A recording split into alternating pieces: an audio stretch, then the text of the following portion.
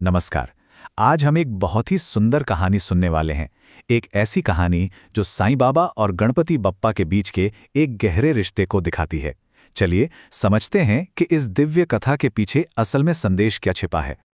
जरा सोचिए, शिरडी का गांव है, हवा में उत्सव की एक अलग ही खुशबू है और चारों तरफ ढोल ताशों की जोरदार गूंज सुनाई दे रही है।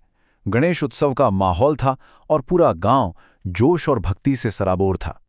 तो शिरडी का यही जो जश्न वाला माहौल था ना, वही हमारी कहानी का बैकग्राउंड है। लेकिन इसी भक्ति और खुशी के बीच एक बहुत ही गहरा सवाल भी पैदा होने वाला था।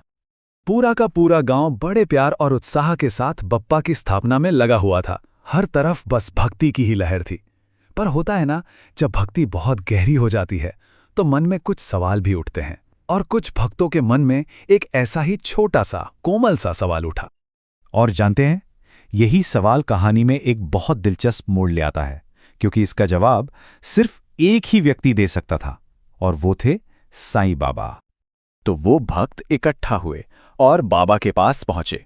उनके मन में जो सवाल था वो बहुत सीधा सा था, लेकिन उसे पूछने के लिए श्रद्धा भी चाहिए थी और हिम्मत भी। उन्होंने बड़े आदर से पूछा कि बाबा, क्या आप भी हमारे इस उत्सव का हिस्सा बनेंगे? और अब कहानी उस मोड़ पर आती है जहां बाबा का जवाब मिलता है। और ये जवाब सिर्फ एक हां या ना नहीं था, बल्कि ये एक ऐसा आध्यात्मिक संदेश था जो सब कुछ बदल देने वाला था। भक्तों का सवाल सुनकर साईं बाबा के चेहरे पर एक बहुत ही शांत और प्यारी सी मुस्कान आ गई। उनकी उस मुस्कान में ही ऐसा लगा मानो आधा जवाब तो मिल ही गया हो। उन्होंने बोलना शुरू किया और सबसे पहले गणपति के एक सबसे शक्तिशाली नाम का जिक्र किया, विघ्नहर्ता। यानी वो जो जीवन के सारे विघ्न, सारी परेशानियां और सारे दुख दूर कर देते हैं। बाबा ने भक्तों को बस याद दिलाया कि वो किसकी पूजा कर रहे हैं। और फिर बाबा ने वो अद्भुत बात कही जो इस कहानी का दिल है। उन्होंने कहा, अरे बाबा और बप्पा अलग हैं ही कहां, ये सब तो एक ही परम सत्य के अलग अलग रूप हैं। इस एक वाक्य ने, सच मानिए, रूप और नाम के सारे भेद मिटा दिए और भक्तों के मन को एकदम शांत कर दिया। लेकिन साईं की शिक्षा सिर्फ शब्दों तक ही नहीं थी। उन्होंने जो कहा उसे अपने काम से साबित भी किया और एकता का एक ऐसा सुंदर प्रमाण दिया जिससे शिरडी कभी नहीं भूली। जरा उस सीन को सोच कर देखिए। बाबा खुद भक्तों के साथ चलकर पूजा वाली जगह तक जाते हैं। वो गणपति की मूर्ति के सामने श्रद्धा से खड़े होते हैं, अपने हाथों से फूल चढ़ाते हैं, और तो और उनकी आवाज भी भक्तों के साथ मंत्र पढ़ने में शामिल हो जाती है। ये कोई उपदेश नहीं था, ये तो एकता का एक जीता जागता सबूत था।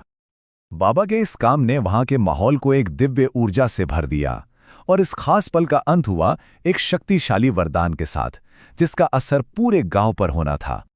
अपनी पूजा खत्म करने के बाद बाबा ने सभी भक्तों को आशीर्वाद दिया।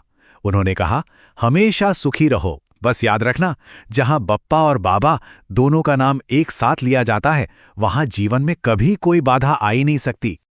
उस एक पल में भक्तों के लिए साईं बाबा और गणपति बप्पा की तस्वीरें जैसे एक हो गईं।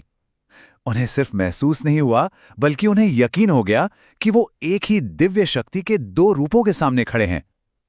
यह एक बहुत ही गहरा आध्यात्मिक अनुभव था। और बाबा के आशीर्वाद और एकता के इस पाठ का असर भी बहुत जल्दी दिखा। कहते हैं कि उस पूरे साल शिरडी गांव हर तरह की परेशानी से मुक्त रहा, क्योंकि जब मन का भेद मिट जाता है तो जीवन में आनंद और शांति अपने आप ही आ जाती है। तो ये कहानी हमें एक गहरे विचार के साथ छोड़ जाती है। क्या दिव्यता के सभी रूप, चाहे हम उन्हें किसी भी नाम से पुकारें, आखिर में एक ही परम स्रोत से नहीं आते? खैर, ये एक ऐसा सवाल है जिसका जवाब शायद हर किसी को अपने भीतर ही खोजना होता है।